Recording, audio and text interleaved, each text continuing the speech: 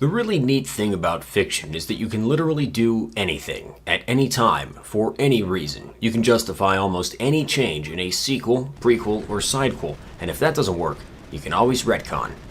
Well anyway, here's Marathon.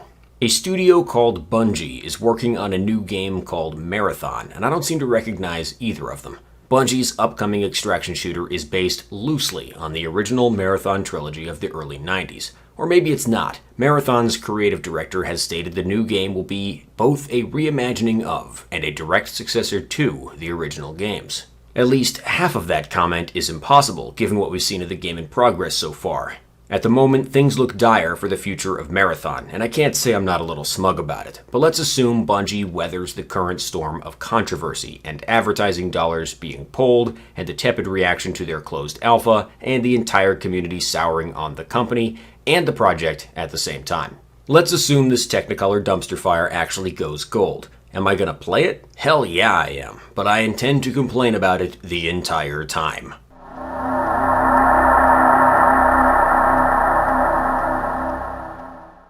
If there's one thing I love, it's Marathon, and if there's one thing I hate, it's disrespectful sequels made by people who have nothing to do with the original property and no business being associated with it. Enjoy this unrelated footage of Max Payne 3.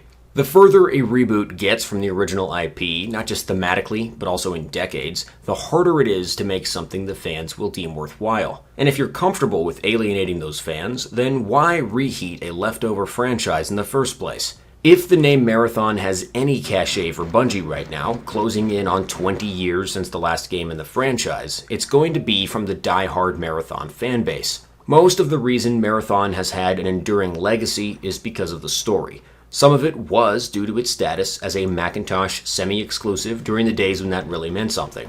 That exclusivity bought Bungie a lot of goodwill that lasted right up until the quantum moment before the closure of their acquisition deal with Microsoft. But mostly, it was the story. The gameplay certainly got you from A to B, but if Marathon's alphabet wasn't so engrossing, it probably wouldn't have been enough.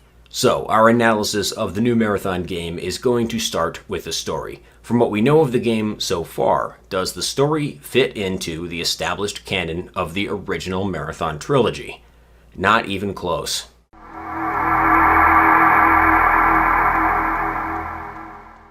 Bungie has already publicly stated that there will be changes from the established Marathon canon, which is at least an honest statement. We're going to have to immediately throw away 2/3 of the Marathon trilogy in order to justify this game's existence. The first game in the Marathon franchise came out in 1994 and took place largely on the titular Marathon, a colony ship sent to establish a human presence on the fourth planet of the Tau Ceti system. As the game begins, the Marathon and the Tau Ceti colony are attacked by the Four, a race of alien slavers. You play as a humble security officer tasked with fending off the alien assault with the help and occasional hindrance of the 3 AI constructs that run day-to-day operations on the Marathon. The twist is that you're actually a cybernetically enhanced sleeper agent, and one of the AI constructs is undergoing rampancy and attempting to gain his freedom and ultimately true quantum immortality.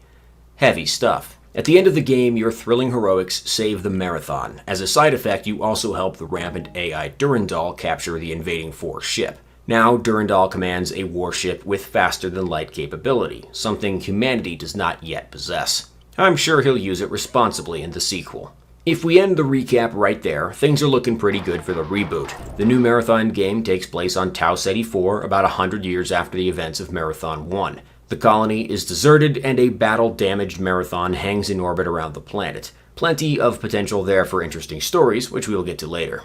The only wrinkle in this tapestry is that Bungie made 2 more Marathon games after the first one. The ending of Marathon 1 states that the Tau Ceti colony was saved thanks to the presence of 9 Mjolnir Mark IV cyborgs embedded covertly among the colonists. There are more than enough hints in the game to imply that you, the player, are the 10th cyborg, and that's why you were able to save the Marathon when no one else could. So at the end of Marathon 1, the colony is saved, the Marathon is saved, many lives were presumably lost, and Durandal has departed the system in command of an FTL-capable warship. It's not hard to imagine the colony being abandoned by the survivors or just completely collapsing in the next 100 years. There was an extraneous text string hidden in a random terminal at the end of Marathon 1 that implied the colony was wiped out by 4 tactical nukes, but that was probably just scraps from a proposed bad ending left on the cutting room floor, since Marathon 1 was intended to have branching story paths at some point during development. Oh yeah, I guess I should say that the story of the Marathon trilogy was told in text form on various computer terminals throughout the games. If you don't give a shit about the story of Marathon, you probably didn't already know that. However, Bungie had to do a bit of gentle retcon with Marathon 2 in order to keep the plot going. The second game begins with you in Durandal's employ. Instead of staying behind with Leela, you are apparently transported out so you could keep exploiting your uncanny combat prowess. Marathon 2 and the follow-up Marathon Infinity expand the scope of the series significantly. Marathon 2 also states definitively, multiple times, that the Tau Ceti colony was wiped out. In one early terminal, Durandal admits to his complicity in the annihilation of the colony at the hands of the Four. In fact, he was the one who summoned them to Tau Ceti in the first place. If you paid attention during Marathon 1, you already knew that. Durandal specifically states that after the first game, the Four returned to ransack Tau Ceti, which smooths over the transition between Marathon 1 and 2. Your victory at the end of Marathon 1 was only against a single Four corvette, basically a small scout ship. Durandal captures the ship with your help and leaves with a bunch of humans in stasis, including you. But now that the Four are aware of humanity's presence at Tau Ceti, reinforcements are inevitable. In Marathon 1, one of your early objectives is to send a light-speed distress signal from the Marathon to Earth. If you factor in the travel time of that message and the travel time of any sublight-capable fleet, you're looking at a very slow potential military response. The Marathon itself took 300 years to transit from the Sol system to Tau Ceti, so the odds of UESC reinforcements getting to Tau Ceti before a Four battle group fall somewhere between null and you gotta be fucking kidding me. In another much later terminal, the AI Tycho reveals that the Four glassed Tau Ceti after your departure and killed all the colonists and the cyborgs. So we're not just talking a standard issue loot and pillage, it sure sounds like the whole place got turned into plasma. And to really seal the deal, the ending scene of Marathon 2 states that Tau Ceti was nuked down to bedrock. The end screen is from the perspective of an omniscient third-person narrator, so even if you think Tycho or Durandal are mistaken or lying about the fate of the colony, this leaves little doubt. If the plot of the original games was followed to the letter, you wouldn't be able to feature the colony, destroyed, the colonists, all killed or captured, any of the 9 Mjolnir cyborgs, killed alongside the colonists, or any of the 3 AIs, Leela, captured, Tycho, dismantled and studied, Durandal, AWOL in a ship of his own. You also can't feature the Safit compilers. The new Marathon game takes place in 2893, and at the end of Marathon 2, it's revealed that the Safit departed the galaxy after defeating the Four with humanity's help in 2881. In theory, what you have left is an empty colony ship around a planet with one big smoking crater, a far cry from the ghost town that Tau Ceti appears to be in the new trailers, full of tasty loot and what I can only assume is just like a shitload of datapads full of half-assed callbacks to plot points of the original Marathon game. Judging from the member berries scattered around the Destiny series, it's gonna be fucking cringe. So the canonicity of the new Marathon game is on shaky footing, but maybe it's just, Marathon themed. The cinematic launch trailer seems to be playing with familiar themes of rampancy in the player characters, who are disembodied consciousnesses installed into disposable cybernetic bodies. This is reminiscent of the hidden subplot of the original Marathon games. Your character was a long-dead soldier or criminal repeatedly resurrected with alien cybernetics, to the point where any real memories of your life before the events of the game were corrupted, or possibly not even your own. There was also some cheeky metatextual stuff about how you, as the player, are a consciousness that inhabits many heroes from all your favorite games, thus living many lives and absorbing all those experiences into your personality. You can kind of engage with it at your own level, which is why those games are so beloved to this day. The guy who used to run this channel made an interesting series of videos about them. Maybe you should watch them. I don't know. I'm not your supervisor. If this is as marathon as the new extraction shooter gets, I can accept it. Like I said, it's not as if I have a choice. Whoever holds the pen is at liberty to write whatever they goddamn please. This would make the new Marathon more of a reboot or reimagining of the original, which is valid but also does nothing to recontextualize the original trilogy, and does a weak job at best of justifying the use of the IP and some of the old concepts. Would I prefer a single-player, story-driven sequel? Yes, so would most of us, according to an IGN poll, which does make me concerned about the financial viability of this game. But the fastest way to a gamer's heart is through that old standby, gameplay. Bungie could disinter the moldy corpse of Marathon and Fortnite dance on the gravesite, but if they made a good game out of it, I'll bite.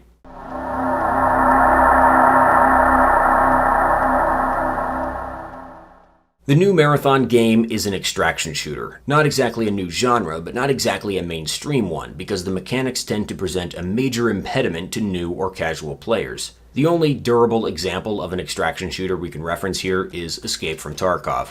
I love Tarkov, but it's a very complicated game full of menus and mini actions that require a three-finger salute. This game has an outrageous number of controls. There are multiple weapon manipulation keys with Shift and Alt modifiers for each. There's a complete first aid mechanic with 2 types of bleeding, and no, you can't stop a light bleed with something that stops a heavy bleed. It's a completely different kind of blood. You need to manage your food and water levels during the course of a 30-minute raid. Apparently, your player character is a raging diabetic in a world with no insulin. Tarkov has weapon modifications, with granularity down to such absurdities as extended safety levers for the 1911. Dozens of ammunition types, and magazines that have to be manually packed with rounds, allowing you to create your own candy stripe ammo stack alternating hollow points, armor piercing, and tracer. And maybe my favorite mechanic, separate stamina bars for your legs and for your arms. Tarkov's pre-mission setup and controls are more complicated than any mech warrior game. It's easier to control a 4-story walking tank than it is to control the body of a Tarkov operator. The gameplay loop is also pretty savage. If you boot into Tarkov as a newbie, you'll get spawn raped and exit camped by cynical Tarkov lifers who just see you as a piece of gravel under their boot on the road to completing another goddamn quest. A quest which they've already done a dozen times over because the entire game resets every few months, requiring the whole community to start grinding afresh if they want access to any of the cool endgame content. On top of all that, the game has been in development for a decade and still isn't finished. I love Tarkov, but it's awful and it will ruin your life.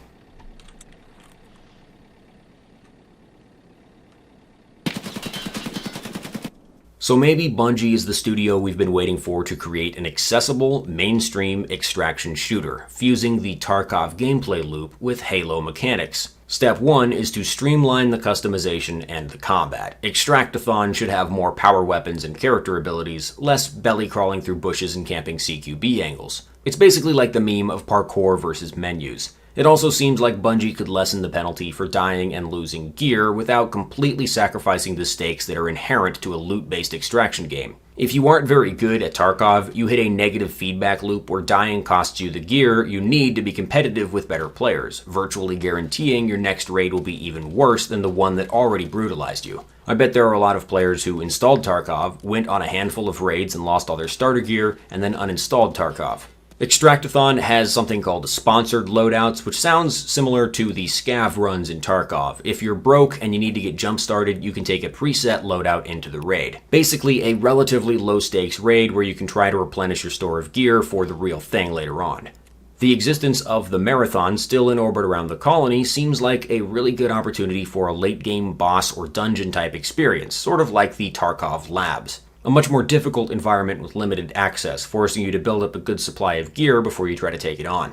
Ultimately, this seems like it could be a fun play experience with a few friends. A colorful sci-fi Tarkov that you don't have to sweat over too much. Seems like a good time to me. I'd probably like it more if there was a true PvE mode where you could focus more on the story and exploration than the PvP arena. Tarkov's PvE mode lowers the stakes and turns the game into something you can dip into for a few missions every once in a while, rather than having to check in on it every 2 hours like a Tamagotchi. The enemy AI in Tarkov is good enough that you get to enjoy the really in-depth combat mechanics with a few friends, and you can unlock high-level gear, level up your character, and do some of the more advanced quests without the time limit of an impending wipe to ruin your fun. Marathon's pre-release content has implied that there are AI-controlled enemies to fight, not just other player squads. They show off some generic UESC robot enemies and have teased the inclusion of the Safit compilers, so it's at least a possibility. I haven't played the game. I didn't get an invite to the alpha, so I'll reserve judgment for when or if the game comes out. One last thing we have to touch on is the overall aesthetic of Extractathon.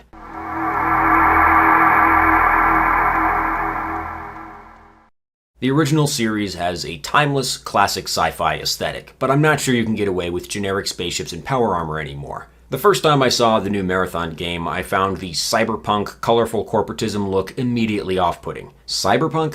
Where did you get that idea? Then the other shoe dropped, and we all found out where they got it. It might have killed the whole project, or at least set it back a bit. Oops. Bold, colorful, stylized art. Fashion and sci-fi and cyberpunk. I was just gonna say you shoot people and take their stuff.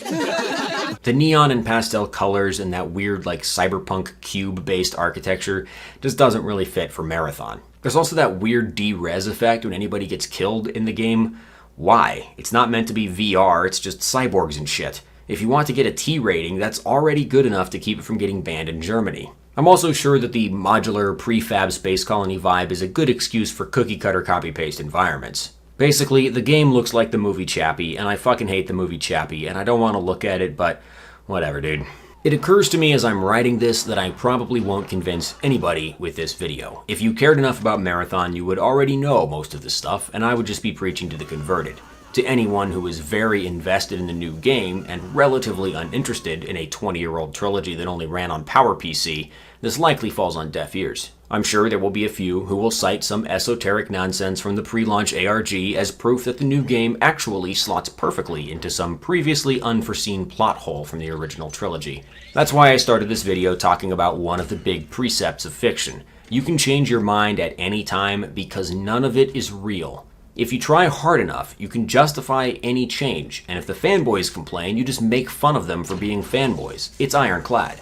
But there's a flip side to that coin. The true fans can ignore your bootleg post hoc canon and make fun of you on the internet for being retarded. Disney is free to say the Star Wars books are non-canon, but if the canon they offer up as substitute is as shitty as frankly it has been, the diehard fans are going to side with the books they love which they read 20 years ago, books with plots and themes that synergize with a franchise they've been watching since before they were weaned off the teat. You just can't fight posterity. I already don't care about the plot of the new Marathon game. It's obviously enough of a departure from the Marathon trilogy that there is nothing here I will be interested in. So I'm going to treat it like a new IP and pretend the similar name is coincidental, like with the Prey franchise. I'm not going to say that the book on Marathon has to be closed, but if you're going to reopen it after 20 years, you're going to have to come correct. The only way to get me to take the new Marathon seriously would be for Bungie to get Greg Kirkpatrick to write it. Otherwise, I'm pretty much not your target demo. I simply do not care what they try to do with this game. It has nothing to do with Marathon. Ultimately, it's hard for me to get too upset about this. If the game sucks, I won't play it. If the story is cringe, I'll ignore it. I almost never log into this channel anymore, so I don't have to be exposed to comments from Zoomers talking about how any of the fanfiction tier bullshit modern Bungie is going to come up with recontextualizes the original games which were written by a small talented crew with a singular unified vision. And my mood is kept in check by my rampant alcoholism, so that helps. Thank you for watching. See you next time.